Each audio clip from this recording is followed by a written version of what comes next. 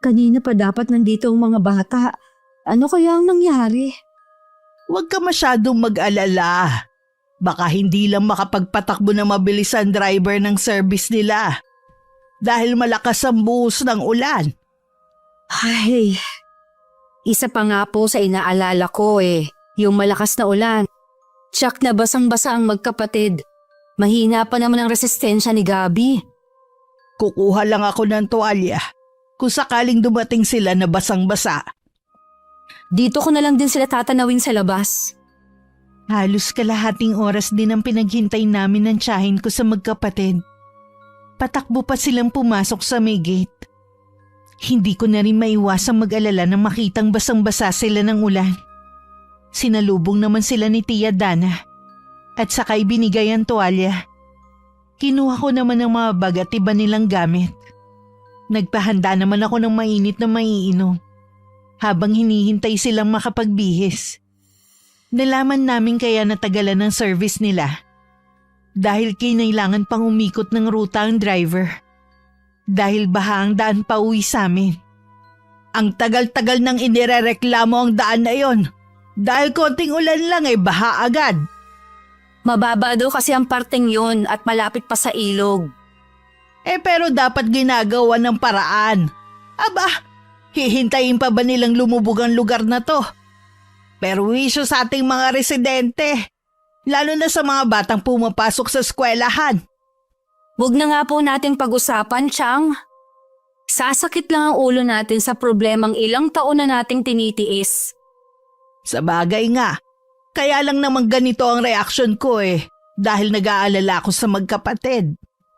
Mabuti pa po maaga na ako magluluto ng hapunan natin. Kung hanggang mamaya malakas pa rin ang ulan, malamang nito mawala na naman ng kuryente.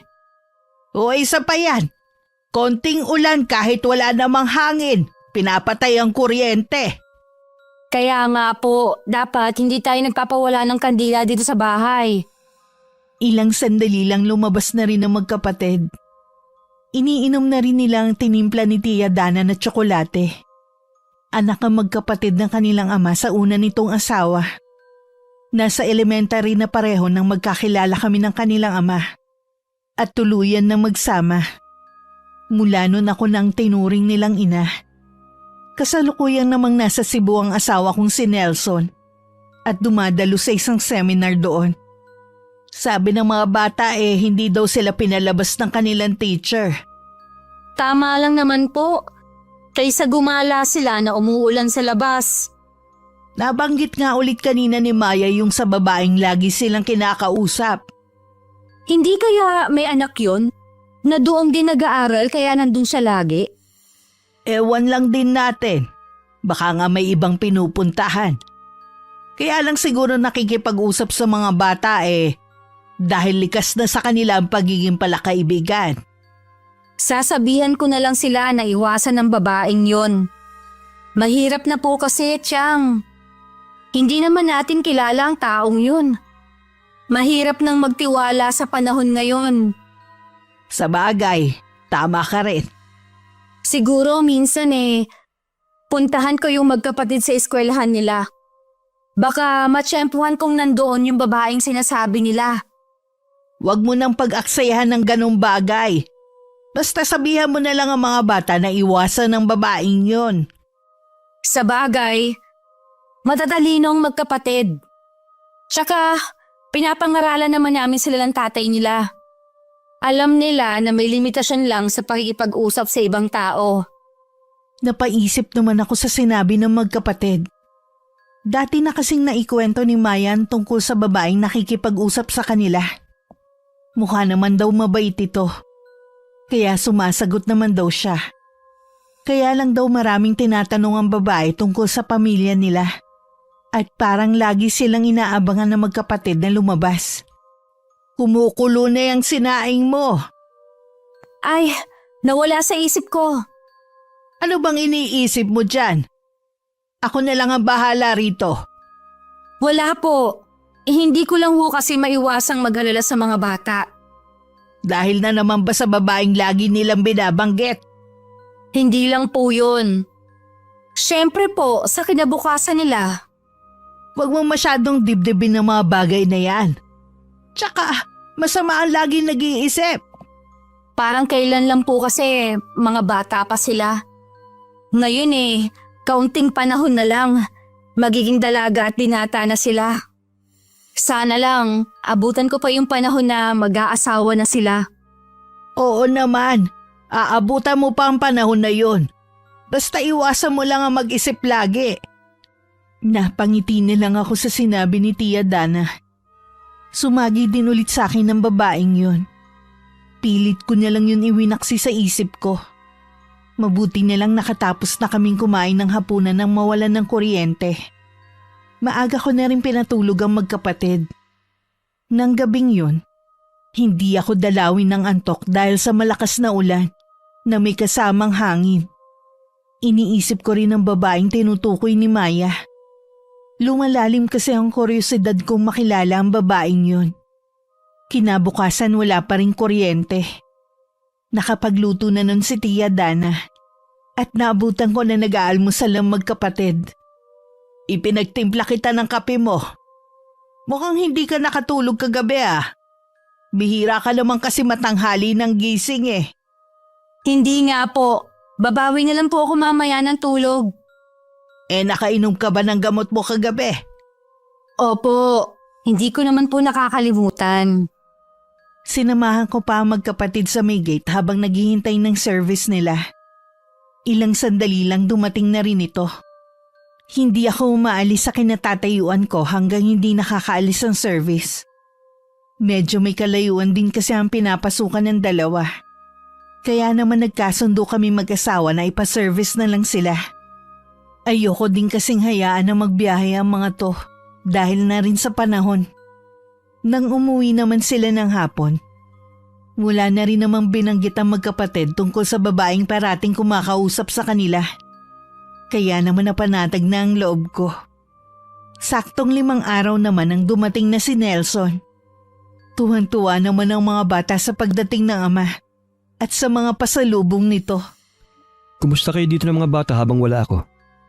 Ayos lang kami. 2 araw nga lang walang kuryente. Nagtiyaga lang kami sa mga kandila. Ganun ba kalakas ang ulan dito para mawala ng kuryente? Oo, tapos nung gabi malakas na rin ang hangin. Oo nga pala, kamusta naman ang seminar? Ayos naman.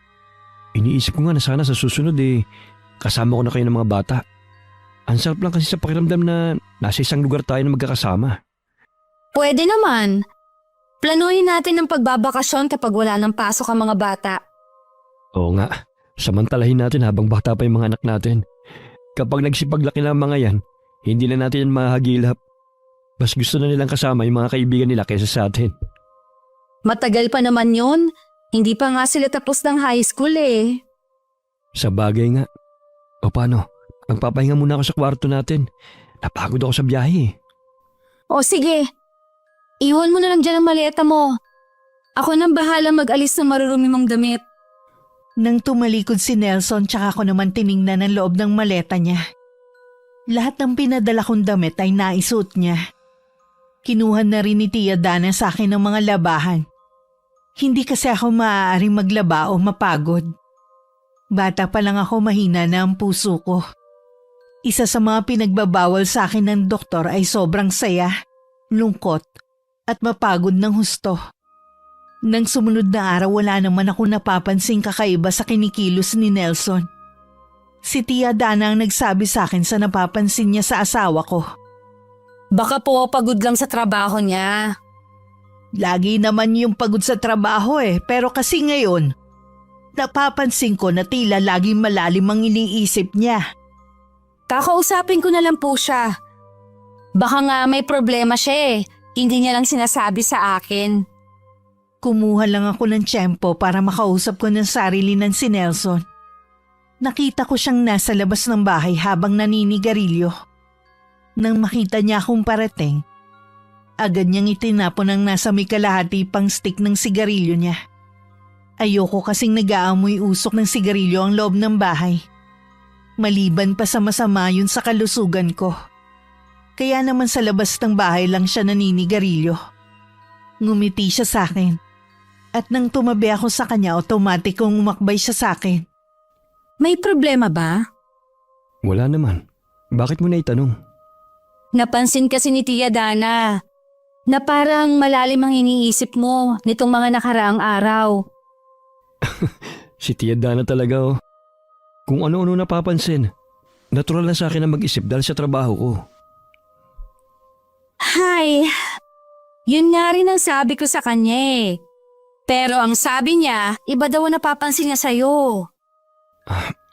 Ang totoo niyan, meron talaga. Pero inaayos ko naman eh. Kaya huwag ka na mag-alala. Malit na problema lang naman to. Sigurado ka ba? Baka naman ayaw mo lang na pati ako mag-isip. Hindi tayo kasal. Gusto kong ipaalam sa'yo na handa kitang damayan sa lahat ng oras at problema mo bilang asawa.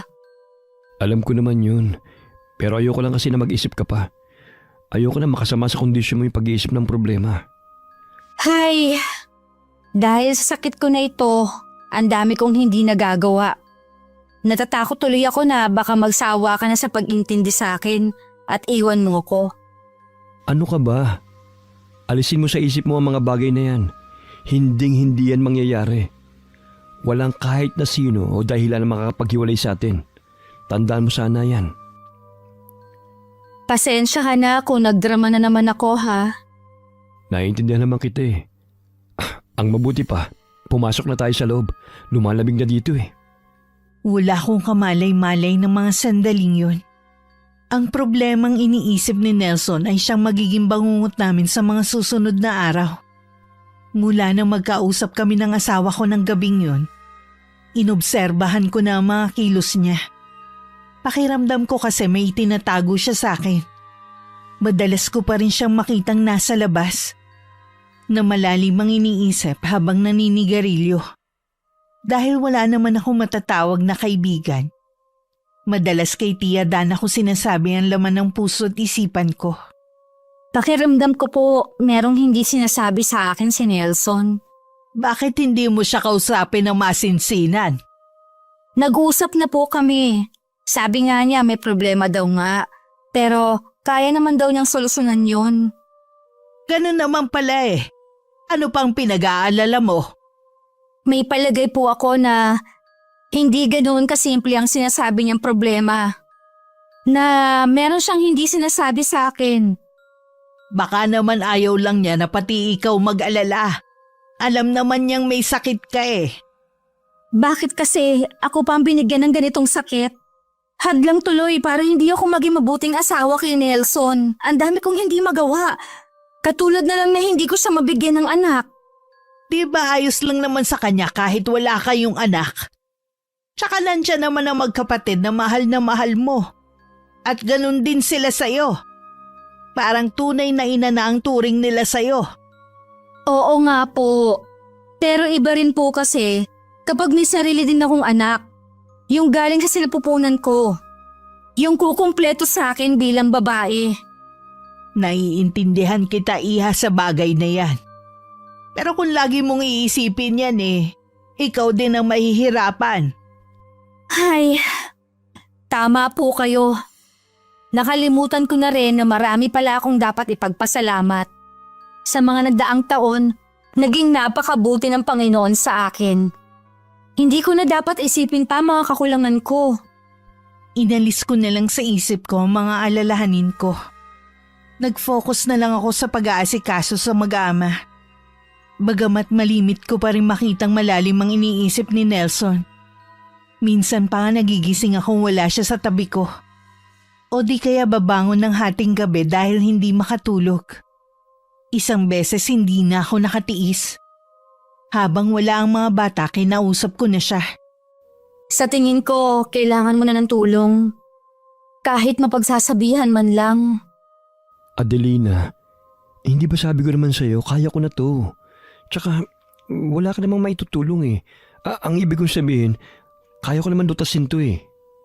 Huwag mo naman sanang iparamdam sa akin ang pagiging inutil ko at walang silbi sa'yo. Hindi yun ang ibig kong sabihin. Pero yun ang pinaparamdam mo sa akin eh.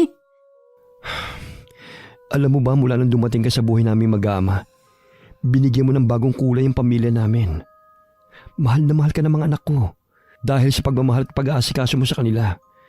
Kaya hindi totoo ang sinasabi mo na wala kang silbi sa amin. Pasensya na kung ganito ako ngayon magsalita. Gusto ko lang naman kasi nasabihan mo rin ako sa mga bumabagabag sa'yo eh. Maayos na rin naman ang sinasabi kong problema sa iyo eh. Huwag ka na mag-alala. Pangako ko na lang na kapag may panibago ulit akong problema, kahit na gaano kaliit pa yon, sasabihin ko na sa iyo. Nagkaayos din naman kami ng araw na yun ni Nelson. Iwinaksi ko na rin ang mga alalahanin ko para maiwasan na namin ang pagtatalo. Hindi ko na rin nakitaan si Nelson na tila merong bumabagabag sa kanya. Malimit kahit sa bahay, abala ito sa kanyang trabaho.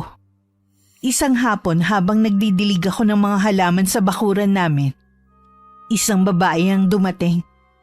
Tansya ko mas matanda lang to sa akin ng konti. Iniisip kong baka nagbebenta ng mga iba't ibang produkto. Pero maliit na bag lang ang dala niya. Lumapit ako sa may gate na hindi yun binubuksan. May kailangan po kayo? Nandyan ba si Nelson? Wala siya. Mamayang gabi pa ang uwi niya. Teka lang, kaano-ano ka ba ng asawa ko? Asawa ka niya? Kailan pa? Legal ba kayo nagsasama? Sino ka bang talaga? Kaano-ano ka ni Nelson? Pakisabi na lang sa kanya na galing ako rito. Si Judith kamo. Huwag niya din akong pagtaguan. Teka, huwag ka muna umalis. May tatanong pa ako. Napalabas pa ako ng gate para habulin sana ang babae. Pero mabilis na yung nakasakay ng tricycle na dumaan sa harapan nito. Lumingon pa siya sa akin. Bigla namang nanikip ang dibdib ko. Hindi kasi ako makapaniwalang niloloko ko ni Nelson. Ang kapal pa ng mukha ng babae para pumunta sa bahay namin. Ngayon malinaw na sa akin ang lahat. Iyon ang dahilan kung bakit ayaw niyang sabihin sa akin ang bumabagabag sa kanya. Nalabasan naman ako ni Tia Dana na sa po ang dibdib habang papasok ng bakuran. Adelina! Ano nangyari sa'yo? Sumisikip po ang dibdib ko. Ang mabuti pa, dadalhin na kita sa doktor. Huwag na po. Kunin na lang po ninyo ang gamot ko sa kwarto namin. O sige, maupo ka muna dito. Sandali lang ako. Sumandal naman ako sa may upuan habang hinahagod-hagod ang dibdib ko. Hindi ko na rin napigilan na mapaiyak.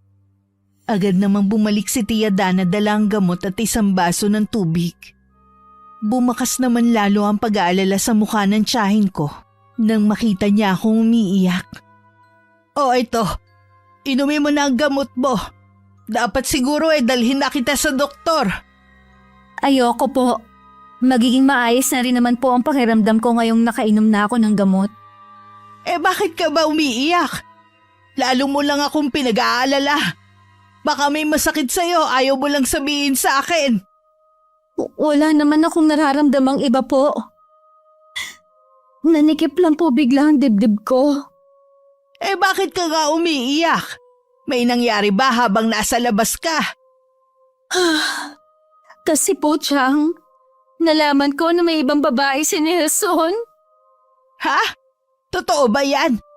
Saan mo naman nahagip ang balitang yan? Kani-kanina lang Nagdidilig ka lang ng mga halaman mo sa labas. Kasi po, Chang, nalaman ko na may ibang babae si Nelson. Ano? Yung babae mismo nagpunta rito? Ang kapal naman niya para pumunta rito. Pati ang asawa mo. Ano pong gagawin ko? O siya, tumahan ka na sa pag-iyak. Alam mo makakasama yan sa'yo.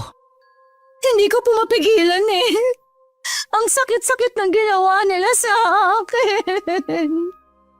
Alam ko naman yon at naiintindihan kita. Pero kailangan mong kumalma muna. Kausapin mo rin ang asawa mo.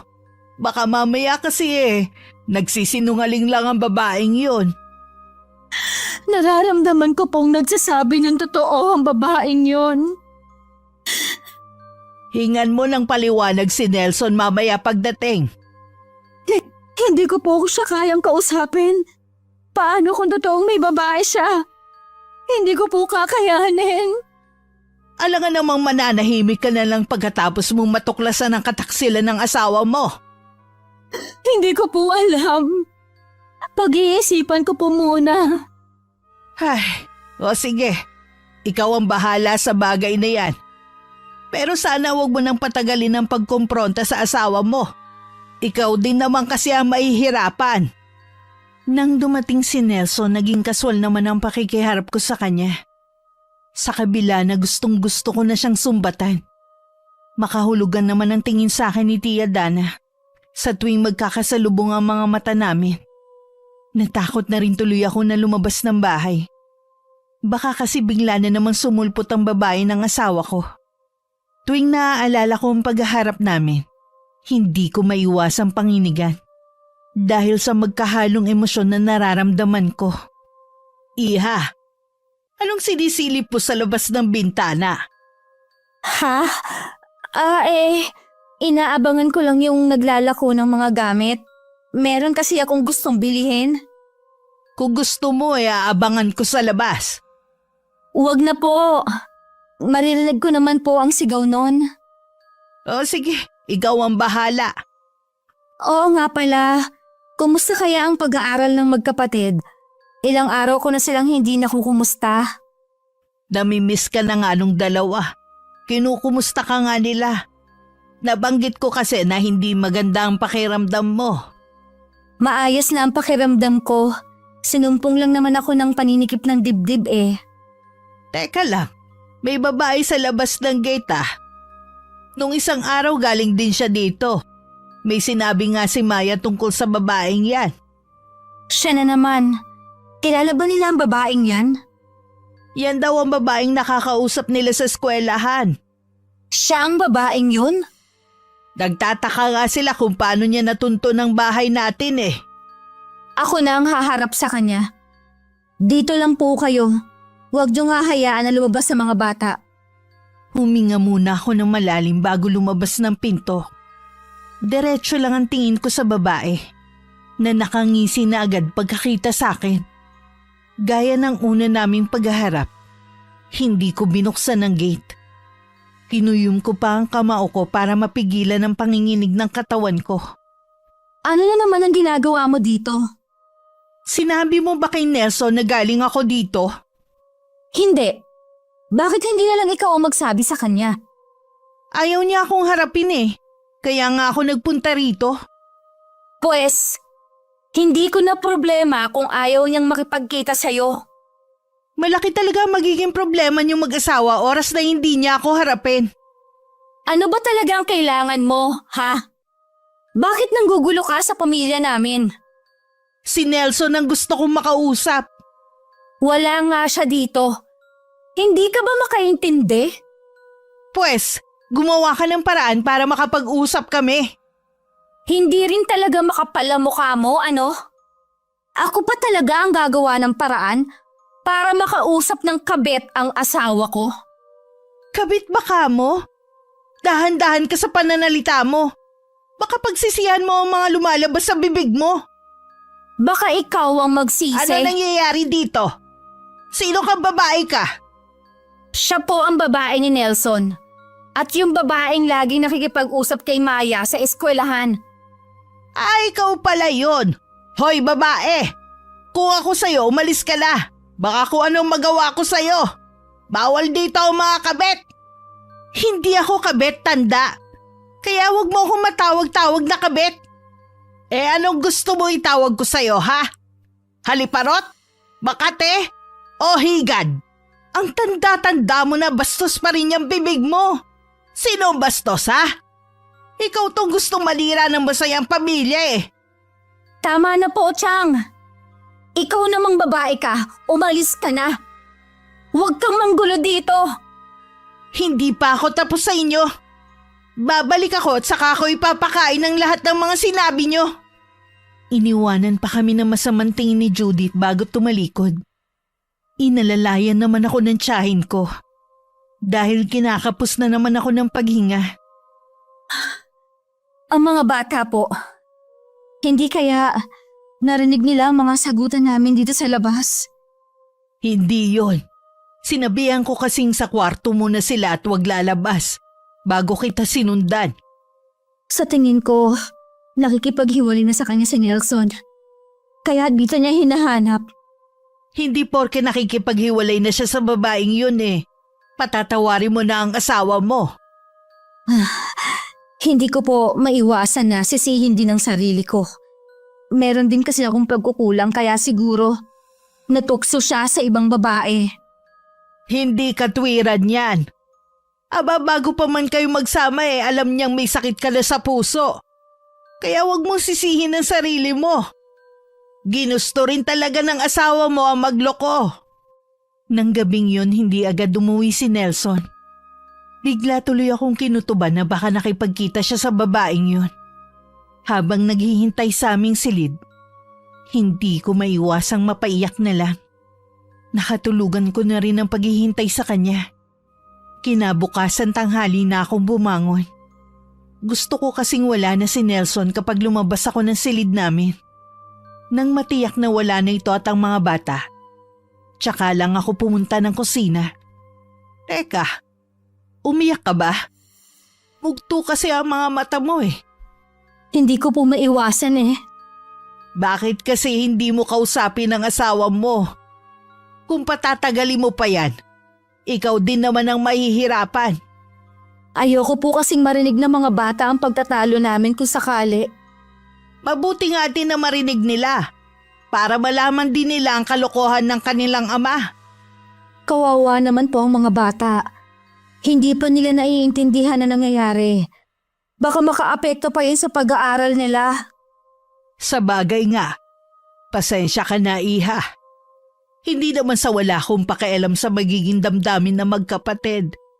Hindi ko lang kasi maiwasan na magalit sa tatay nila. Lalakasan ko na po ang loob ko at kakausapin ko na si Nelson mamaya. Hinintay kong muli si Nelson pero nakatulugan ko na ang paghihintay sa kanya. Hindi ko rin kasi mapigilan ang antok ko dahil sa iniinom kong gamot. Kinabukasan naman nagmamadali itong umalis. May maaga daw kasing katatagpuin na may kinalaman sa trabaho. Iba ang kutob ko sa asawa mo, iha. Ako din po, Chang. Alam ko pong nagsisinungaling siya sa akin. Bukas wala siyang pasok. Ipapasyal ko muna ang mga bata para makausap mo ng sarili na ng asawa mo. Buong araw akong kabado at hindi mapakali. Maya-maya din ang tingin ko sa orasan sa may dingding. Hindi ko rin inaasahang pupunta ulit si Judith sa bahay namin. Akma sana akong lalabas ng pigilan ako ni Tia Dana. Ang mabuti pa, Adelina, ako na lang ang haharap sa babaeng yan. Hindi po. Ako po ang kailangang humarap sa kanya. Baka kasi… Huwag niyo po akong alalahanin. Kaya kong sarili ko. Kailangan ko rin maging matatag. Sa tingin ko, hindi talaga siya titigil. Kasunod ko lang si Tia Dana habang palabas ako ng bahay. Wala namang kangiti-ngiti ang babae habang nakatingin sa akin. Nagngingit-ngit naman ang kalooban ko habang palapit ako. Ikaw na naman. Talaga bang hindi mo kami titigilan, ha? Hindi talaga. Hanggat hindi ko nakakausap si Nelson. Bakit ba hindi mo nalang tanggapin na ayaw sa'yo ng asawa ko? Hindi porke ayaw na niya. Basta na lang niya akong babaliwalain. Total naman inuubos niya ang pasensya ko. Sa'yo ko na lang sasabihin ng lahat. Kung puro lang kasinungalingan ang sasabihin mo, pwede ba? Umalis ka na? Hindi naman kasinungalingan ang sasabihin ko sa'yo eh. Pwede bang magsinungalingan legal na asawa? Ano? Asawa ka ni Nelson? Nagpapatawa ka ba, ha? Akala ko ba hindi kasinungalingan ang sasabihin mo?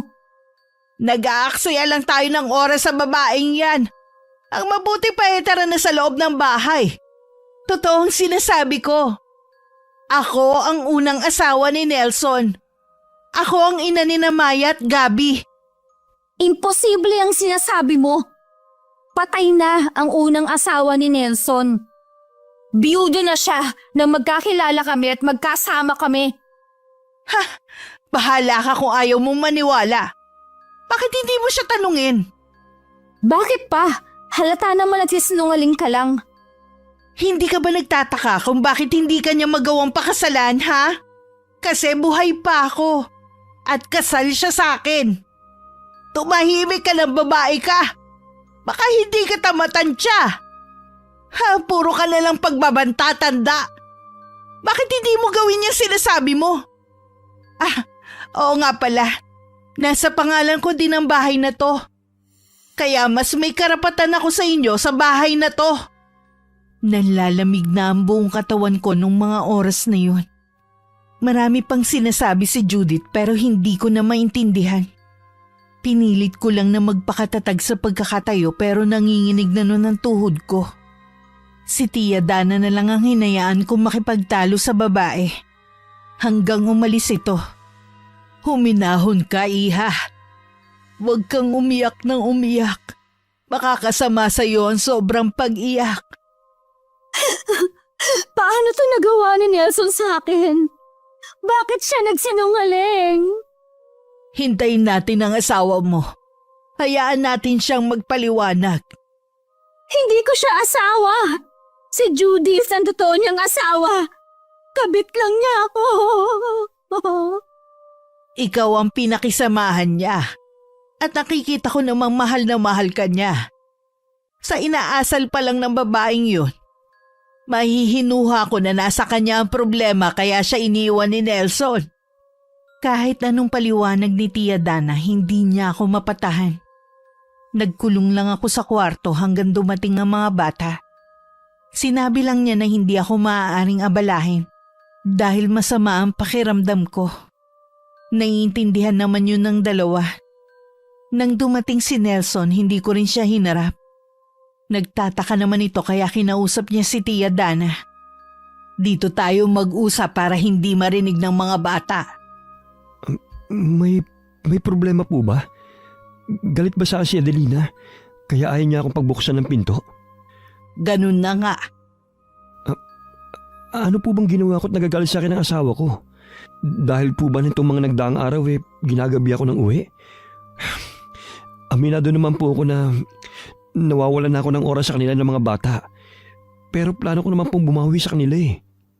Hindi yun ang ikinagagalit ni Adelina kundi ang pagsisinungaling mo. Bakit hindi mo sinabi na buhay pa ang una mong asawa na si Judith? Paano? Nagpunta ba rito si Judith at kinausap si Adelina? Oo, ilang beses siyang nagpunta rito. Nung una ay nakala ni Adelina na may babae ka. Yun pala, siya ang kabit. Buhay pa pala ang asawa mo. Yun din ang dahilan kung bakit hindi mo mapakasalan ng pamangkin ko. Tiyang, hayaan niyo po ako magpaliwanag. Inaamin ko po na nagsinungaling ako. Pero para sa akin patay na si Judith mula nang iwan niya kami ng mga anak ko at sumama sa ibang lalaki. Ano ka mo? Sumama sa ibang lalaki? Oo. Madali lang para sa mga anak ko na tanggapin na wala ng kanilang ina. Nang sabihin ko na wala na ito at hindi na babalik. Hindi naman kasi siya nagpakaina sa kanila noon eh. Bakit siya nagbalik ngayon? Hindi ko po alam. Dahil sa totoo lang, iniiwasan ko siya. Wala na akong pakialam pa sa kanya. Dahil sa pag-iwas mo, dito siya sa bahay ng gulo. Wala na po akong pakialam sa kanya. Matagal na po siyang burado sa buhay namin mag-aama. Hindi ko alam kung handa ka pang kausapin ni Adelina pagkatapos niyang malaman ang lahat. Nakikiusap po ako sa inyo. Tulungan niyo po akong makausap ang asawa ko. Ayoko pong mawala sa akin. Ay, sige. Titignan ko kung anong magagawa ko. Sa ngayon, hayaan na muna natin siya mag-isa. Walang nagawa si Nelson nang hindi ako humarap sa kanya. Ilang araw na kaming hindi nagpapansinan. Tuwing tinatangka niyang lumapit sa akin, umiiwas ako. Mabuti nilang hindi nahalata ng mga bata na may problemang namamagitan sa amin ng ama nila. Hanggang kailan mo titiisin ang asawa mo? Hindi ko po siya asawa. buhay pa ang tunay niyang asawa. Sinabi ko naman sa'yo ang dahilan niya. Hindi po sapat na dahilan yon para magsinungaling siya sa akin. Alam ko naman. Anong plano mo? Makikipaghiwalay ka ba sa kanya? Hindi ko po alam. Naguguluhan po ako. Yung asawa naman niya ang unang nagloko. Hindi mo alam na buhay pa pala ang babaeng yon.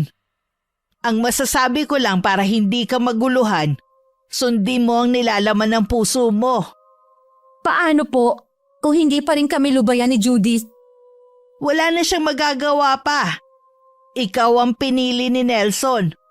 Dapat nga mahiya pa siya sa pagbabalik niya dahil sa ginawa niya.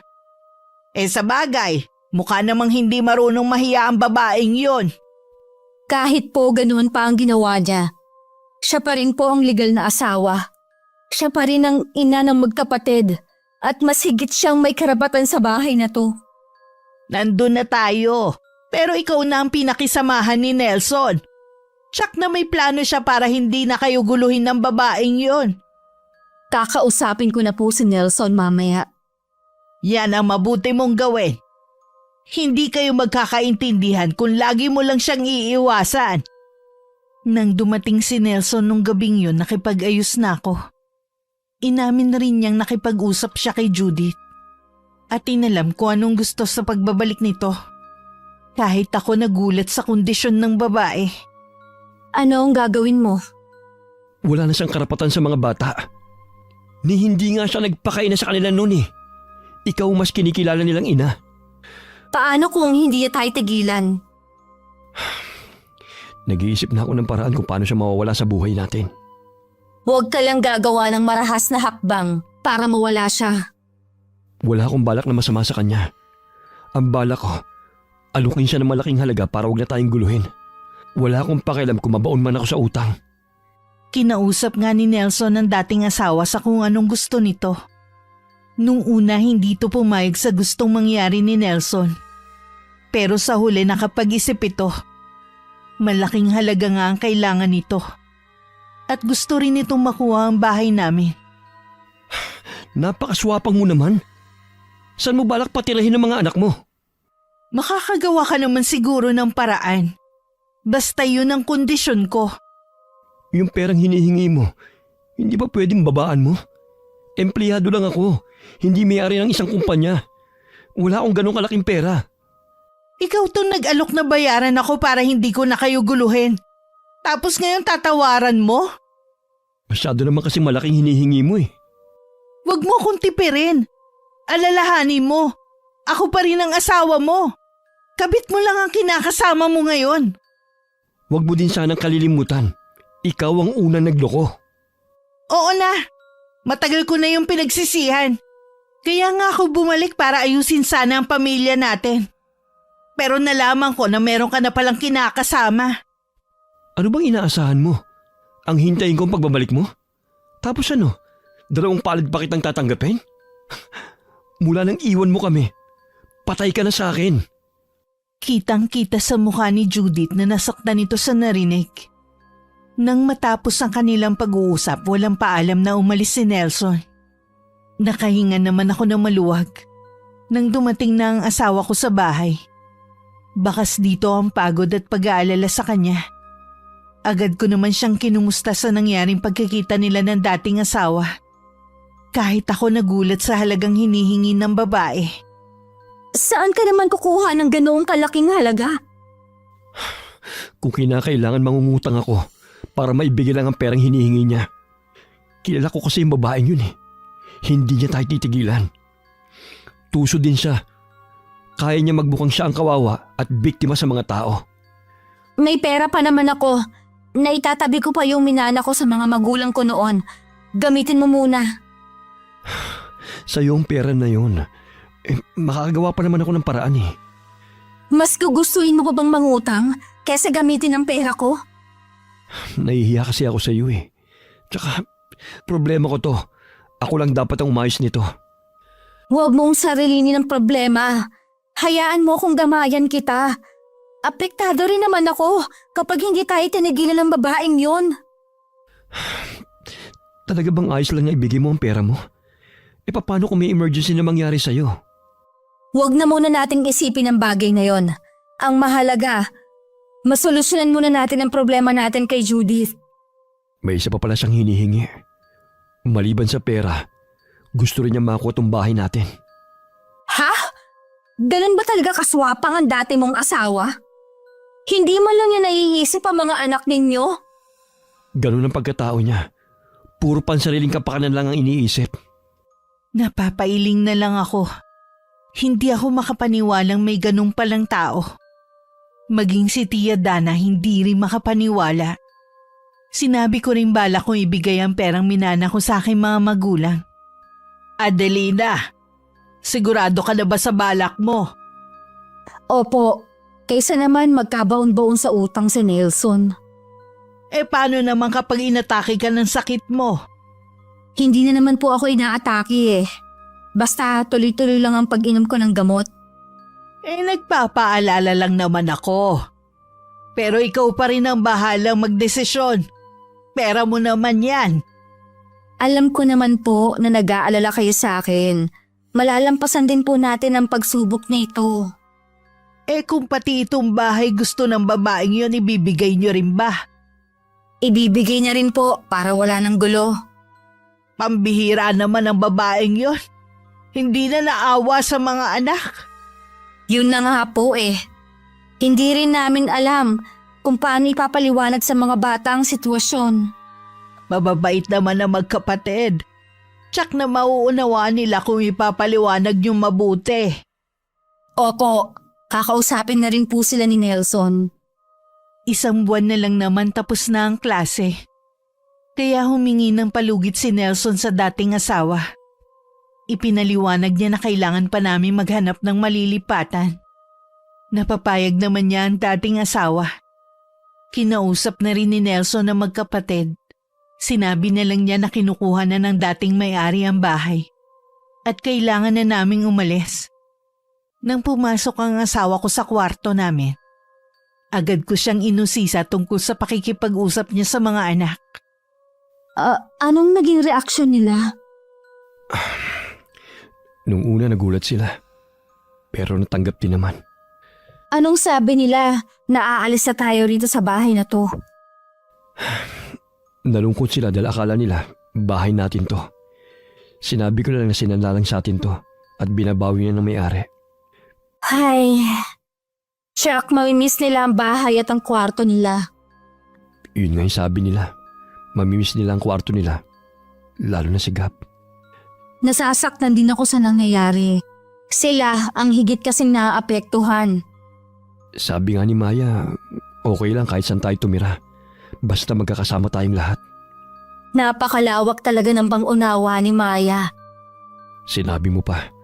Kaya si Gab na lang ang inaalala ko. Mabuti na lang hindi ganun kahirap kausapin ng 2 bata. Isa na lang ang problema namin. Ang bahay na pwede naming lipatan. Sa problemang ibinigay sa amin ng pagbabalik ni Judith, hindi ko maiwasang mapatulala na lang sa isang tabi. Adelina, hindi mabuti sa iyo ang sobrang pag-iisip. Ay, hindi ko po maiwasan. Kailangan na po natin makahanap ng malilipatan. Naisip ko lang, bakit hindi na lang tayo umuwi ng probinsya? Po? Ibig niyo pong sabihin sa bahay ni na Lolo at Lola tayo uuwi? Doon tiyak na hindi tayo magugulo ng babaeng yon. Mapapalayo naman po sa trabaho si Nelson, pero sasabihin ko pa rin po sa kanya. Marami ka nang isinakripisyo sa kanya. Hindi naman siguro kalabisan na siya naman magsakripisyo para sa'yo. Doon kasi sariwa ang hangin. Makakabuti yun sa kalusugan mo. Naisip kong tama si Tia Dana. Pero mahalaga pa rin sa akin ang desisyon ni Nelson. Nung gabing umuwi siya, kinausap ko siya sa mungkahin ng tiyahin ko. Akala ko mahihirapan ako sa pagpapaliwanag dito. Okay lang naman sa akin kung gusto mong doon tayo tumira. Maganda nga yun at probinsya. Hindi ka ba mahihirapan sa pagpasok mo sa trabaho? Maliit na sakripisyo lang naman yun sa parte ko. Ang mahalaga, kung saan kayo makakabuti ng mga bata. Kapag umuwi tayo doon, check na hindi na tayo magugulo pa ni Judith. Nagkasundo kami ni Nelson na lingguhan na lang siya uuwi para makatipid sa pamasahe. May maliit namang kwarto sa loob ng compound ang kanyang pinapasukan. Doon pwede matulog ang nagtatrabaho sa kumpanya nila. Mas panatag naman ako kaysa umupa pa siya. Ilang araw na kami nag-aayos ni Tia Dana para sa nalalapit naming pag-alis. Bigla naman dumating si Judith. Basta na lang ito pumasok sa gate. Bakit bigla ka nalang pumasok? Bakit? Bawal? Bahay ko naman to ah. Kahit na, alam mo may nakatira pa dito. Konting respeto naman. Respeto baka mo? Eh ikaw nasa ng respeto mo nung sumama ka sa asawa ko? Hindi ko alam na buhay ka pa. Kung alam ko lang, hindi ako makikisama sa kanya. Inagaw mo na nga ang asawa ko. Pati mga anak ko, inangkin mo na rin. Nakalimutan mo na ba? Ikaw ang unang nagpaubaya sa kanila. Iniwan mo sila at sumama ka sa ibang lalaki. Inaamin ko na nagkamali ako sa ginawa kong pag-iwan sa kanila noon. Pero kung hindi ka sana umeksena, babalikan ko pa sana sila. Kaya paano pa? Nandito ka na. Anong ginagawa mo dito, babae? Adelina, ikaw ba ang nagpapasok sa kanya dito sa bahay natin? Hindi po. Basta na lang po siyang pumasok ng walang paalam. Hindi ko kailangan magpaalam sa inyo. Ako may-ari ng bahay na to. At kayo, mga sampid lang kayo. Matindi talaga ang tabas ng dila mo ah. Mag-iingat ka sana, iha. Baka makahanap ka ng katapat mo. Nanakot ka na namang matanda ka. Hoy kayo, bilisan nyo na mag-alsabalutan. Gusto ko na ulit bumalik dito sa bahay ko. Aba talaga? Hayaan niyo na lang po siya. Huwag niyo nang sundan. Dapat siguro palitan natin lahat ng padlock dito sa bahay natin at sa gate. Para hindi siya makakapasok. Mabuti nga po. Galit na galit din si Nelson nang malaman ang pagpasok ng babae nang walang paalam sa bahay namin. Akala namin yun na ang pinakamalalang panggugulo na ginawa ni Judith. Hindi namin akalain na pati mga sariling anak ay kaya nitong guluhin. Umiiyak na umuwi ng hapon na yun na magkapatid. Hindi makausap si Gabi na patuloy lang sa pag-iyak. Samantalang si Maya mugto ang mga mata dahil sa pag-iyak. Humihikbi rin ito. Ano nangyari? Bakit kayo umiiyak? May umaway ba sa inyo sa eskwelahan? Bakit hindi kayo nagsasalita? Maya, pakiusap naman. Sabihin mo na ang nangyari. Hindi kaya alam na nila ang totoo? Sabi ko na nga ba? Ang babae na naman yun ang dahilan. Maya, ang papa nyo na lang ang magpapaliwanag sa inyo, ha? Wala kasi kami sa posisyon para magsabi sa inyo. Pero walang masamang intensyon ng ama ninyo kung bakit hindi niya yun sinabi. Gusto lang niya kayong protektahan. Tama ang lola nyo. Basta tatandaan nyo lagi, mahal na mahal ko kayo at mga anak na ang turing ko sa inyo. Maagang umuwi ng araw na yun si Nelson nang tawagan ko. Kahit hindi ko siya nakikita. Ramdam ko ang matinding galit sa kanya dahil sa ginawa ng dati nitong asawa. Hinayaan kong mag-usap ang mag-aama. Walang nagawa si Nelson, kundi ipagtapat sa mga anak ang katotohanang iniwan sila ni Judith at sumama sa ibang lalaki. Ayaw man itong sabihin at baka hindi maunawaan ng mga anak. Kailangan niyang gawin yun. Dahil ang intensyon ng dating asawa ay baliktarin ang sitwasyon. At kami ang pasamain sa mga mata ng dalawa. Nang makarating yun kay Judith, galit na sumugod dito sa bahay namin. Nagkataon namang nandun si Nelson. Hoy Nelson! Adelina, buksan niyo tong gate! Papasukin niyo ako! Ano na naman ang ginagawa mo rito, ha? Bakit kailangan mo ako siraan sa mga anak ko, ha? Bakit? Totoo naman, di ba? Iniwan mo kami noon at sumama ka sa ibang lalaki. Hindi mo sana sinabi yun sa kanila. Galit tuloy sila sa akin. At iniiwasan nila akong magkapatid. Pinasama mo ako sa paningin nila. Matagal ka ng masama. Kaya hindi mo kailangang magpanggap na malinis sa paningin ng mga anak natin. May karapatan pa rin ako sa kanila. Ako pa rin ang totoo nilang ina. At hindi ang babaeng yan. Ikaw lang nagluwal sa kanila. Pero kahit na kailan, hindi ka nagpakaina sa kanila. Papasukin mo ako sa bahay ko. Makakapasok ka lang dito kapag wala na kami. Ang sama nyo. Hindi ako papayag na siraan nyo ako sa mga anak ko. Di ba balak mo rin balik rin ang pangyayari? Gusto mo kaming siraan sa mga bata para ikaw magmukhang mabuti. Pwes, hindi ako papayag. Kaya ba inunahan mo na akong siraan sa kanila? Hindi yun paninira. Sinabi ko lang sa kanila ang katotohanan. Nakikiusap ako sa iyo, Nelson. Papasukin mo ako, mag-usap tayo. Mag-asawa pa rin naman tayo eh. Wala na ba talagang kahiyan na natitira pa sa'yo, ha? Pagkatapos ng mga ginawa mo noon, bumabalik ka ngayon? Umalis ka na. Mahiya ka sa mga kapitbahay na alam ang ginawa mo. Puro ka ng pag-iiskandalo. Wala akong pakialam sa kanila kahit mag-usyoso pa sila ngayon. Dahil sa ginawa mong panggugulo sa mga anak ko, ang bahay lang na ito ang makukuha mo sa akin. Wala kang makukuha ni piso. Ano? Hindi maaari yan. Nag-usap na tayo. Hindi ako papayag na hindi mo ibigay ang pag-usapan nating halaga.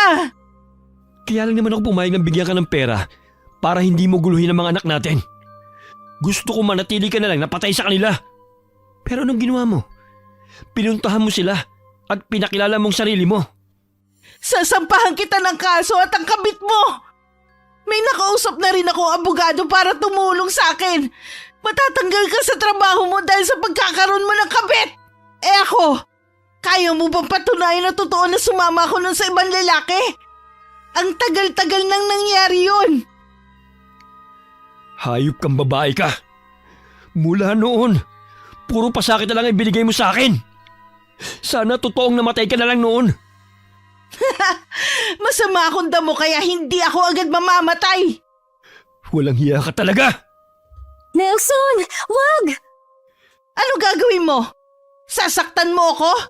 Sige Nelson, para isama ko sa reklamong gagawin mo sa akin. Pwede ba? Umalis ka na! Huwag mo na kaming duluhin! Hindi ko kayo titigilan. Hindi ako papayag na maging masaya kayo. Habang miserable ako. Ikaw naman ang dahilan kung bakit miserable ang buhay mo ngayon eh. Bakit kailangan mo isisi sa amin? Pumasok na tayo sa loob ng bahay. Hayaan na natin siya dyan. Halika na. Huwag mo nang patulan ang babaeng yan. Nagtatatalak pa rin sa labas ng gate si Judith. Hindi man lang inalintana ang mga tao sa paligid na nanonood sa kanyang pag-eeskandalo. Lumapit naman si Tia Dana at may dalang baso ng tubig. Iniabot niya yun kay Nelson na namumula sa matinding galit. Kahit sa trabaho ginugulo pa rin ni Judith ang asawa ko. Makailang beses nitong pinahiya si Nelson na may kabit nito kaya siya iniwan. Napilitan na lang tuloy umalis sa trabaho ang asawa ko. Mabuti na rin siguro yun. Magbagong buhay lang tayo sa probinsya niyo. Wala ka namang mapapasukan doon kundi yung mga simpleng trabaho lang. Marunong naman ako magmaneho eh. Baka pwede ako mamasada ng jeep doon. Pwede nga rin yung naiisip mo. Ang mahalaga naman magkakasama tayo at malayo sa panggugulo ng babaeng yun. Nauna nang umuwi nun ng probinsya si Tia Dana para malinis ang bahay na tutuluyan namin. Pagkaraan ng 1 linggo, sumunod na rin kami. Gabi kami nun bumiyahe para walang makakita sa aming pag-alis. Iniwan na lang naming bukas ang bahay para malayang makapasok si Judith. Ang perang balak sana naming ibigay sa kanya. Ibibili na lang namin ng segunda manong jeep na gagamitin ni Nelson sa pamamasada. Pagod man sa magdamag na biyahe, mas magaan na rin sa pakiramdam na nakalayo na kami. Tuwan-tuwa naman si Tia Dana nang dumating kami. Ang magkapatid naman ay nagpaalam na kung pwedeng matutulog na sila. Kami namang 3 ay minabuting hintayin na lang ang tuluyang pagsikat ng araw habang umiinom ng kape. O ano, hindi ba kayo nahirapan sa biyahe? Hindi naman po. Medyo kabado lang ako kanina. Pakiramdam ko kasi para kaming kawatan na tumutakas. Wala naman sigurong nakakita sa pag-alis ninyo. Kung mayroon man po, wala namang nakakaalam kung saan kami papunta. Ngayong nandito na kayo, matatahimik na tayong lahat. Oo nga po. Madali naman nakagamayan ng mga bata ang pagtira sa probinsya namin. Nagkaroon na rin sila ng mga bagong kaibigan. Medyo malayo nga lang sa eskwelahan. Pero ayos lang yun. Isasabay na rin naman sila ng kanilang ama kapag mamamasada. Sa tulong ng isang kamag-anak, nakahanap kami ng maayos na jeep na pwedeng bilhin. Sa kabilang bayan sila nakahanap. Nang magpasukan kami na lang ni Tia Dana ang naiwan sa bahay. Ganitong buhay ang hinahanap-hanap ko. Simple at tahimik. Mabuti nga po, natitira pa ang bahay nito. Wala naman titira sa bahay na to dahil sa mga naging usap-usapan noon. Totoo po kaya ang sinasabi ng mga tao na nakikita pa rin nila sina lolo at lola na nakadungaw dito sa bintana? Ilang buwan na tayong nakatera rito. Wala naman tayong nararamdaman na kakaiba. Kung meron man, sana nagsabi na ang mga bata. Baka sa ibang tao lang sila nagpapakita. Baka nga po, para walang mga has na pumasok sa bahay na ito. Halos mag-iisang taon na rin mula nang tumira kami sa probinsya. Maayos naman ang naging buhay namin. May mga pagkakataon lang na mahina ang pasada. Pero ang mahalaga ay nakakaraos kami sa araw-araw. Minsan nagpasama ako kay Tia Dana sa bayan para bumili ng gamot ko. Dumaan lang kami sa isang bakery para bumili ng tinapay.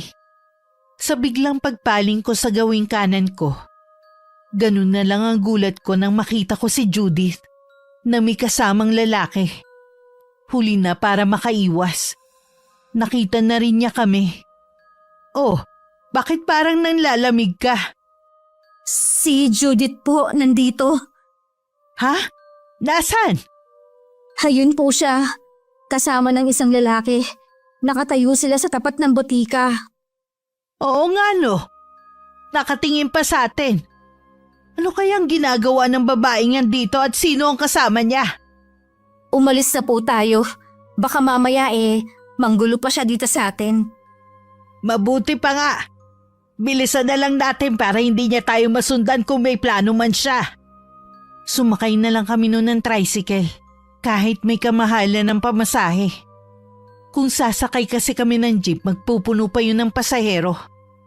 At malapit lang ang paradahan sa butika kung nasan si Judith. Pagdating sa bahay, agad ako uminom ng gamot. Nag-umpisa na naman kasing manikip ng dibdib ko. Ang mabuti pa magpahinga ka muna. Huwag niyo na lang pong babanggitin kay Nelson na nakita natin si Judith sa bayan. Bakit kailangan nating ilihim sa kanya ang bagay na yan? Ayoko na po siyang mag-alala pa. Napilitan siyang umalis doon sa trabaho dahil sa babaeng yun. Ayoko lang na magpag-isip pa siya. Pagod na nga siya sa pamamasada. Dadagdag ako ba ng panibagong alalahanin? Ay, o sige. Kung yan ang gusto mo. Akala namin ni Tia Dana nagkataon lang na nakita namin sa bayan si Judith.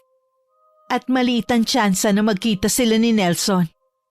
Pero ibang magbiro ang tadhana.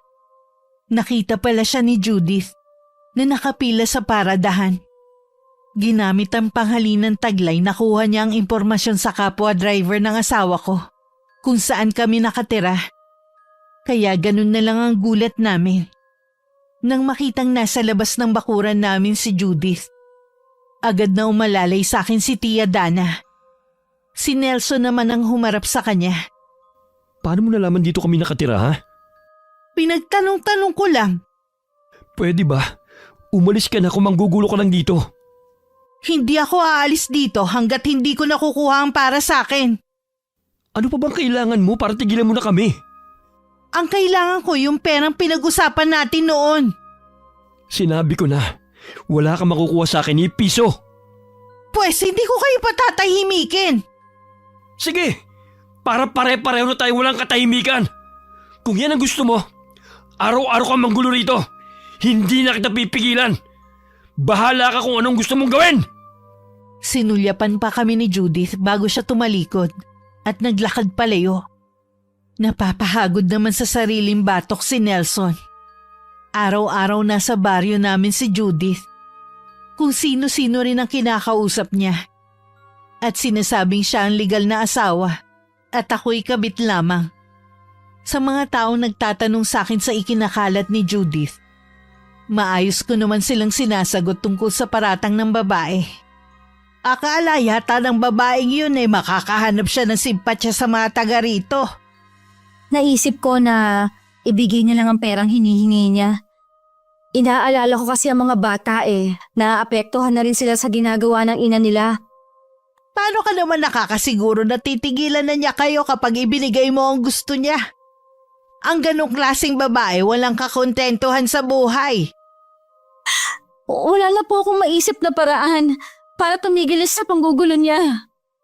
Habang tumatagal palaki na ng palaki ang kasalanan niya sa pamilya natin. Sana hindi na lang kami pinagtagpo ni Nelson. Kayo talaga ang itinadhana sa isa't isa. Kaya huwag kang magsisi na nagkakilala kayo. Ay, oo nga po. Ang hirap lang kasi ng sitwasyon namin. Pati ang magkapatid apektado na rin. Tingin ko may halong inggit na rin kaya ginugulo kayo ng babaeng yun. Para tuloy gusto kong gamitin sa kanya ang nalalaman ko sa kulam. Tia Dana! O bakit nagulat ka? Huwag mo sanang kalilimutan na nasa dugo natin ang pagiging mabagsik na mangkukulam. Oo nga po. Pero ayoko po na gagamitin niyo yan. Matakot naman po kayo sa Diyos. May takot ako sa Diyos. Pero ang babaeng yun wala. Huwag na nga po nating pag-usapan ng bagay na yan. Baka po marinig pa kayo ng magkapatid. Tumalima naman si Tia Dana. Iniba na rin namin ang pinag-uusapan namin. Hindi na rin naman ulit binanggit nito ang tungkol sa kulam. Nang minsan mag-isa ako sa bahay, biglang dumating si Judith. Hinahanap nito si Nelson at mga bata. Ikaw na naman. Talaga bang hindi mo kami titigilan? Hindi talaga. Hanggat hindi mo binabalik sa akin ang pamilya ko. Akala ko ba pera lang ang kailangan mo? Bakit ngayon? Pamilya mo na. Bakit hindi? Ako ang legal na asawa. At ikaw, kabit lang. Ako na ang pinakisamahan ni Nelson. Kasalanan mo rin kung bakit nawala sa iyo ang pamilya mo.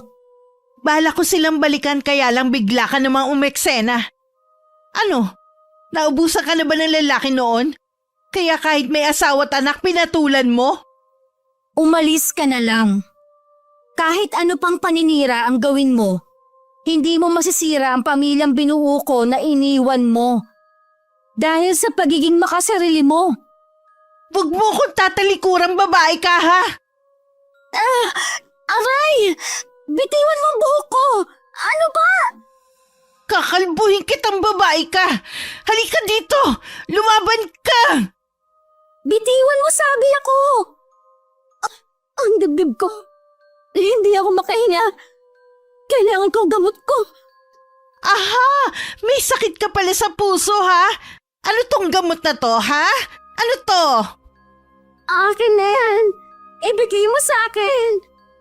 Hindi ko ibibigay sa'yo to hanggat hindi mo binabalik sa akin ng pamilya ko. Maawa ka. Kailangan ko ang gamot na yan. Ibigay mo na yan sa akin. Sabihin mo munang iiwan mo na ang pamilya ko. Sabihin mo muna. Hindi ko ibabalik ang pamilya mo. Sisirain mo lang sila ulit.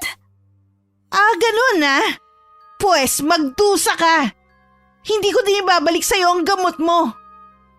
Nagmamakaawa. Ha? Adelina? Adelina! Naku, patay na yata siya. Adelina! Ano nangyari sa'yo? Anong ginagawa mo ditong babae ka? Bakit hawak mo ang gamot ni Adelina? Ano ginawa mo sa kanya? Wala akong ginagawa sa kanya. Ito ang gamot niya. Kunin mo. Anong wala? Bakit hawak mo ang gamot niya? Sinabi ko na wala akong ginagawang masama sa kanya. Bahala ka kung ayaw mo maniwala. Huwag ka munang umalis. Meron pa akong sasabihin sa iyo. Pagsisisihan mo ang ginawa mong to. Lahat ng paghihirap na dinanas ng pamilyang to, ibabalik ko sa iyo sa matinding paraan. Isinusumpa ko yan sa ngalan ng mga magulang ko na namatay sa bahay na to. Nababaliw ka na. Kung ano-anong sinasabi mo, diyan na nga kayo. Matalim na matalim ang tingin ni Tia Dana sa babae. Habang ito'y palabas ng bahay. Ilang sandali naman nagkamalay na rin ako noon. Nagulat pa ako na makita si Tia Dana sa tabi ko. Iginala ko pa ang paningin ko sa paligid. Si Judith. Wala na siya. Inumin mo muna tong gamot mo para bumuti na ang pakiramdam mo. Salamat po at dumating kayo. Hindi ko mapapatawad ang babaeng yon sa kapangasan niya sa pagpasok sa pamamahay natin. Lalo na ang ginawa niya sa'yo. Desperado na po siya. Para na siyang nababaliw. O sige na, huwag ka na umiyak. Mula ngayon hindi ko na hayaang maiwan ka rito sa bahay ng mag-isa. Inakay na ako ni Tia Dana na pumasok sa silid naming mag-asawa. Ipinarating pa niya ang nangyari kay Nelson. Kahit anong pakiusap ko na ilihim na lang. Ayoko na kasing mas lumala ang gulo. Hayaan na lang natin siya. Tingin ko naman, hindi na siya babalik pa dito. Kaya siya namimihasa dahil alam niyang hindi ka lumalaban sa kanya. Nakaramdam kasi ako ng sundot ng konsensya dahil alam ko na may katotohanan na sinasabi niya. Siya pa rin naman ang legal mong asawa. Sa papel lang kami mag-asawa. Pero sa puso't isip ko, ikaw lang ang asawa ko at ina ng mga anak ko. Sinabi niya na gusto niyang makuha kayo muli na pamilya niya. Wala na siyang pamilya. Siya mismong sumira sa pamilyang sinasabi niya. Ang mabuti pa magpahinga ka na. Babantayan kita hanggang makatulog ka. Dahil ilang araw nang lagi masama ang pakiramdam ko, lagi lang ako nagkukulong sa kwarto ko. Nakakailang hakbang pa lang kasi ako, hinihingal na ako. Madalas nakaupo na lang ako sa tumba-tumbang upuan na pag-aari pa ng aking lola. Habang nag-iisa ako sa silid ko, biglang may kumatok sa pinto. Bumukas yun at saka pumasok si Tia Dana. Bihira na lang kami makapagkwentuhan dahil siya ang nag-aasikaso sa magkapatid. Kumusta ang pakiramdam mo ngayon, Iha? Ayos naman po. Medyo hinihingal lang. Nag-aalala na nga ang magkapatid sa iyo Gusto ka nilang puntahan. Pinipigilan ko lang. Ayos lang naman po kung gusto nila akong puntahan. Inaalala ko kasi baka naman masyado kang matuwa kapag nakita mo sila. Tsaka na siguro kapag magaling ka na. Namimiss ko na nga sila. Madalas lang tinatanaw ko lang sila sa bintana kapag paalis na. Nagagalit na nga sila sa tunay nilang ina Siya ang sinisisi nila sa pagkakasakit mo. Sabihin niyo po sa kanila na huwag silang magalit sa tunay nilang ina. Gusto ko irespeto pa rin nila ito. Ayoko na magtatanim sila ng galit kay Judith. Ay, ang bait mo talaga. Sa kabila ng ginawa ng babaeng yun, hindi mo rin magawa na ilayo sa kanya ang mga anak niya. Kaya mahal na mahal ka ng magkapatid Lagi nila yan sinasabi sa akin. Nakakataba ng puso na marinig ko yun kay Tia Dana. Hindi ko rin kakayanin kung sakaling mawala sila sa akin. Kaya kahit alam kong mali at mas may karapatan pa rin si Judith, ipaglalaban ko ang pamilya ko. Ilang araw pa ako naglagi sa silid namin. Dinadalhan na lang ako ng pagkain ni Tia Dana. Isang umaga nun nakaramdam ako ng uhaw. Nakita kong wala ng laman ng pitsyal kaya lumabas ako ng silid. Makailang beses ko rin tinawag ang tiyahin ko. Pero walang tugon dito. Nang sumilip ako sa may bintana para tingnan siya sa may bakuran namin, Doon ko nakita ang isang lalaki na hindi nalalayo ang edad kay Nelson. Hindi ko alam kung gaano sila katagal nag-usap ng tiyahin ko. Pero umalis na rin ito. Nagulat pa si Chang na makita akong nakatayo sa gitna ng sala. O bakit lumabas ka na ng silid mo? Kukuha lang po sana ako ng tubig. Sino po yung lalaking kausap niyo sa baba?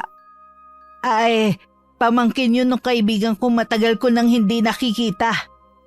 Ano po ang kailangan sa inyo? Ilang beses na pala siya nagpabalik-balik dito noon. Nagbabaka sakali lang na dito pa tayo nakatira. Mabuti na nga lang daw eh. Nagbaka sakali ulit siya. Merong hinihinging pabor ang kaibigan ko. Hindi ko naman mahindian dahil tumatanaw ako doon ng malaking utang na loob. Ganun po ba? Ang mabuti pa bumalik ka na lang sa silid mo. Ako na ang kukuha ng tubig. Dito na lang po ako sa sala. Naiinip na po kasi ako sa silid namin eh. O sige, basta huwag kang lalabas ha. Opo, Chang. Dito lang po ako.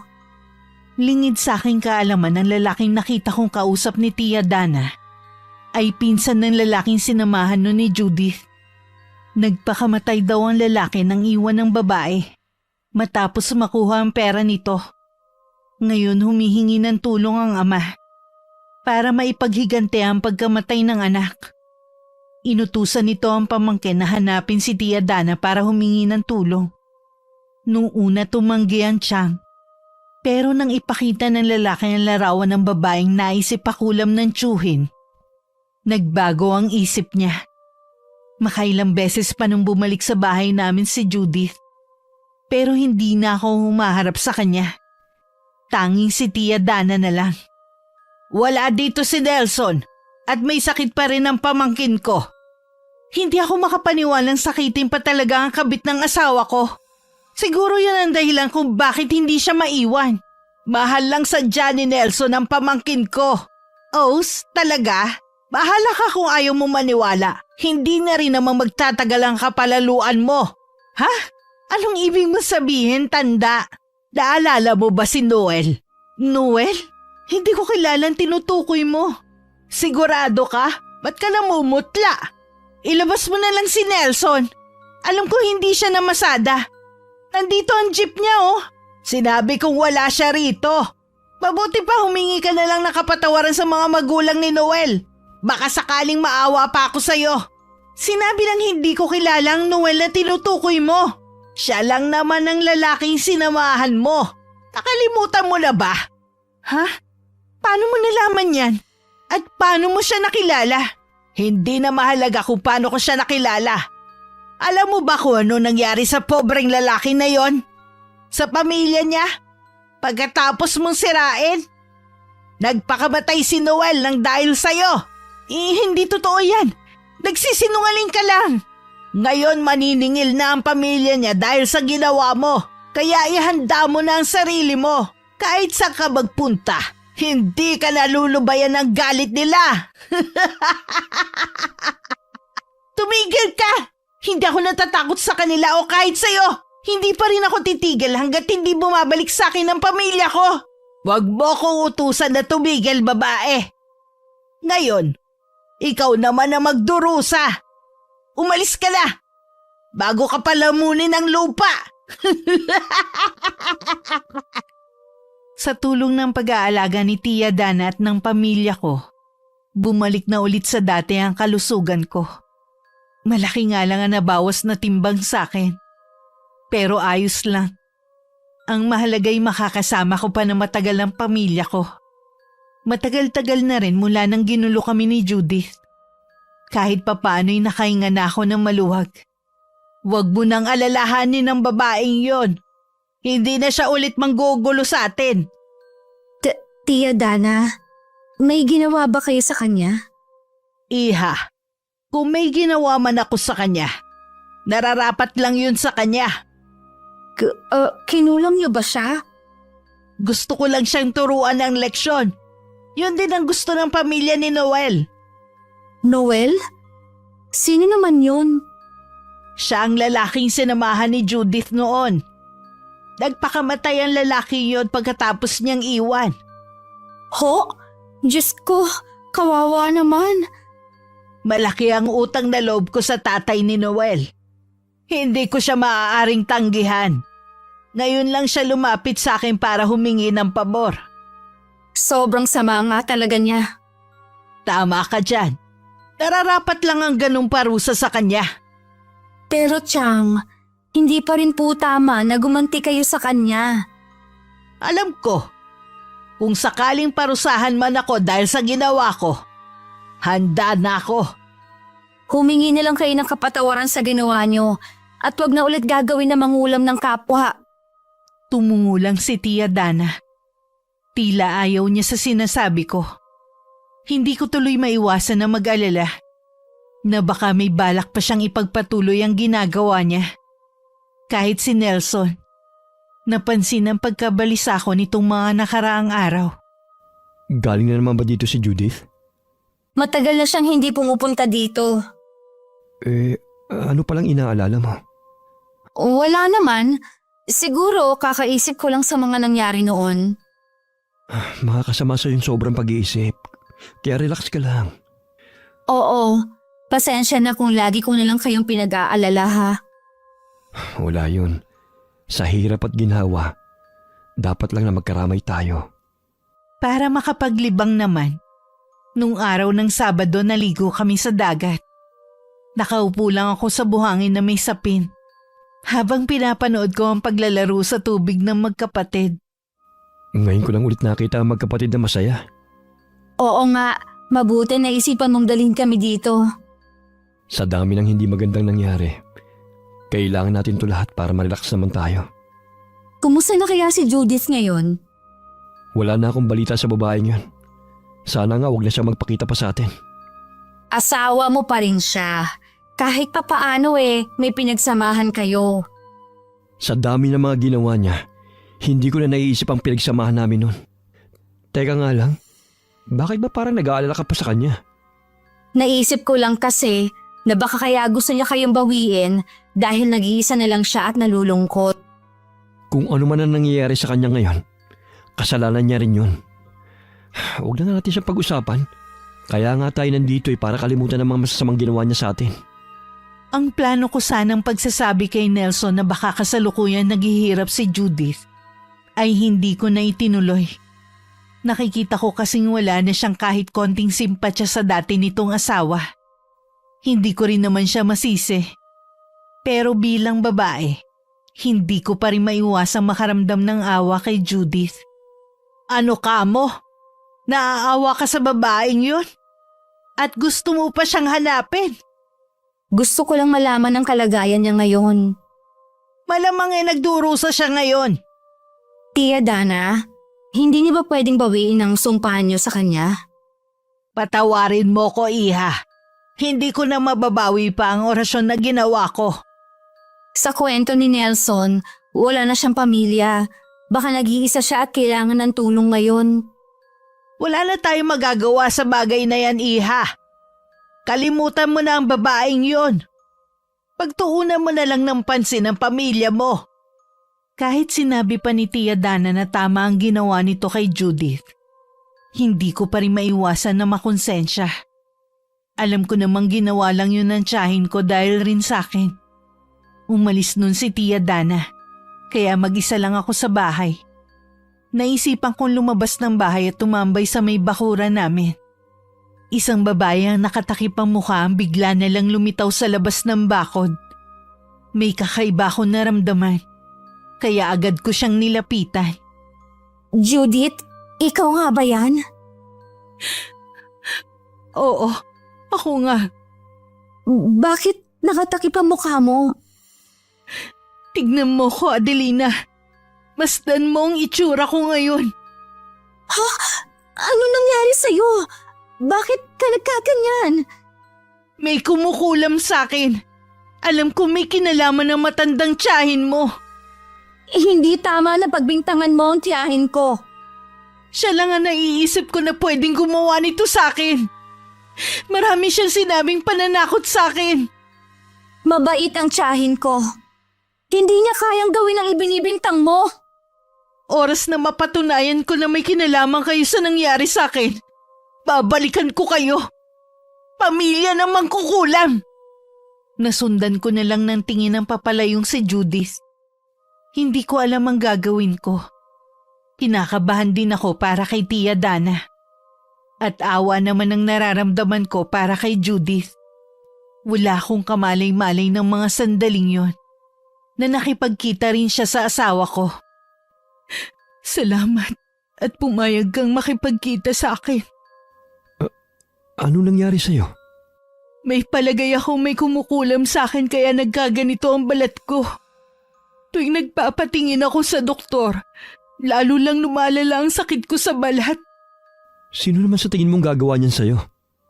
May palagay ako na ang tiyahin ng kinakasama mo ang gumawa nito sa akin. Si Tia Dana? Ang asawa mo at siya lang ang may motibo para gawin sa akin to. Hindi mangkukulam ang tiyahin ng asawa ko. Hindi sila pamilya na mangkukulam.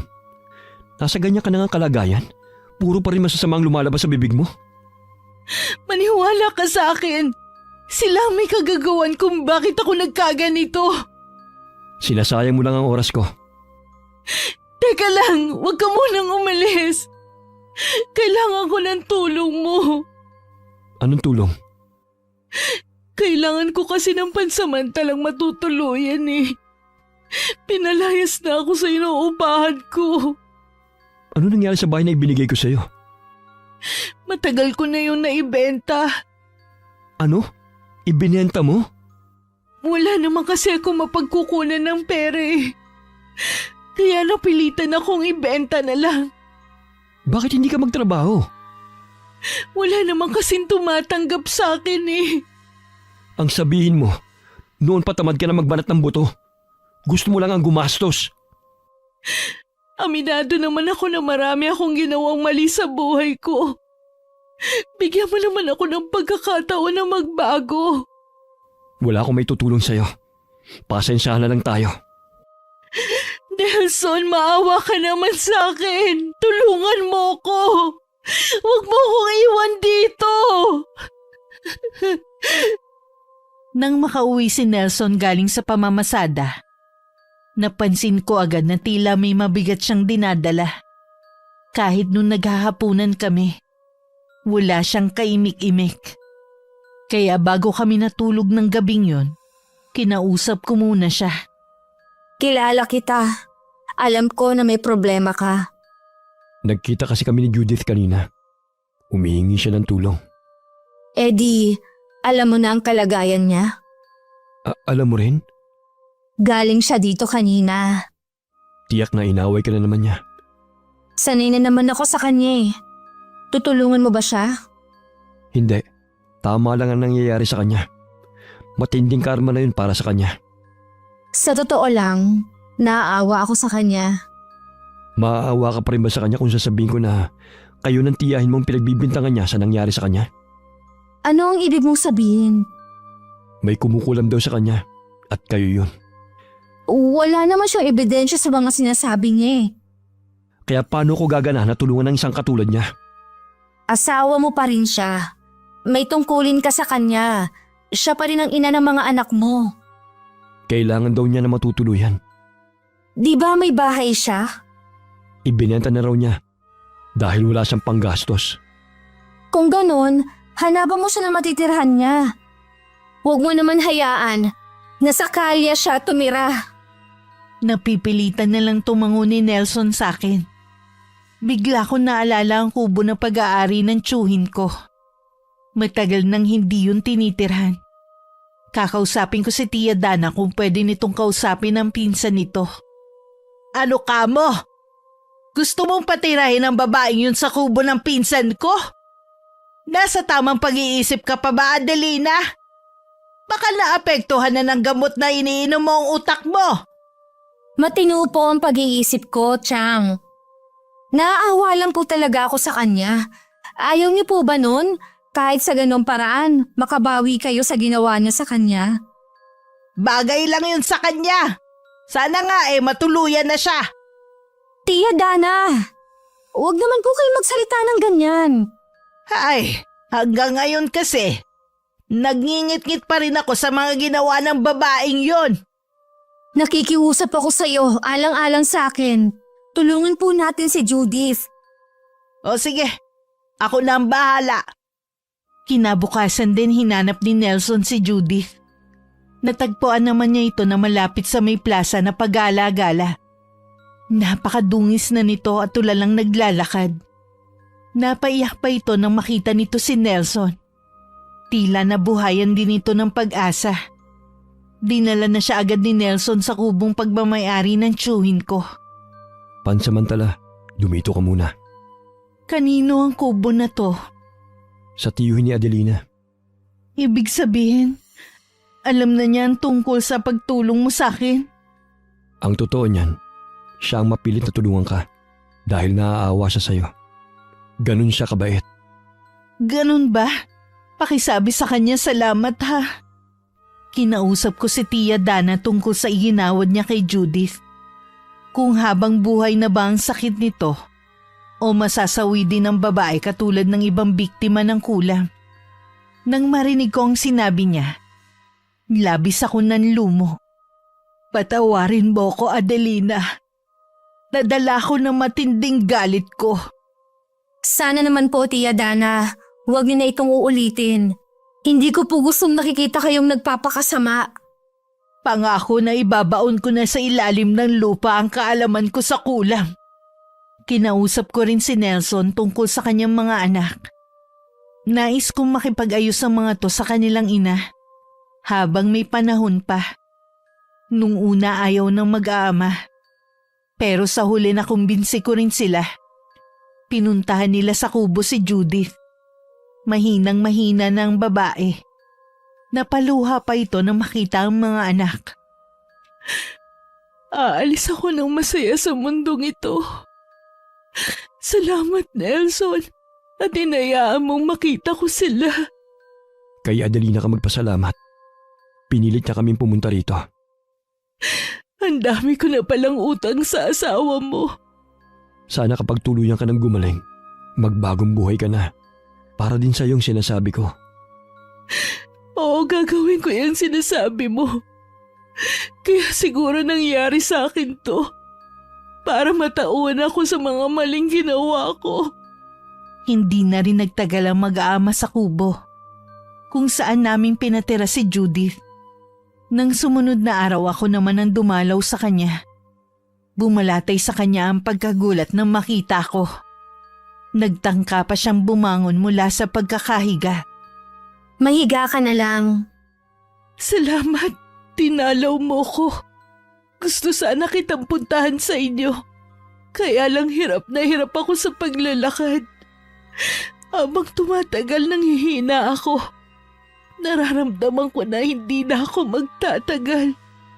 Huwag mong sabihin yan. Kailangan ka pa ng mga anak mo. Kaya kailangan mo magpalakas. Panatag ako mamamatay kung sakali. Dahil alam ko na nandyan ka para sa kanila. Mas naging mabuti kang ina kesa sa akin. May pagkakataon ka pa para makabawi sa kanila. Iba pa rin kasi kapag yung tunay nilang ina ang nandyan. Kaya kita gusto makita para makahingi ako sa iyo ng kapatawaran sa lahat ng mga ginawa ko. Matagal na kitang pinatawad. Napakabuti mo, Adelina. Napakaswerte na mag-aama ko sa iyo. Habang nagsasalita nun si Judith, habol na nito ang paghinga. Pinipigilan ko rin maiyak sa harapan niya. Ayoko kasing makaramdam siya lalo ng awa sa sarili niya. Hindi rin ako nandiri ng gagapin ko at pisilin ng bahagya ang kanyang kamay, na puno ng sugat.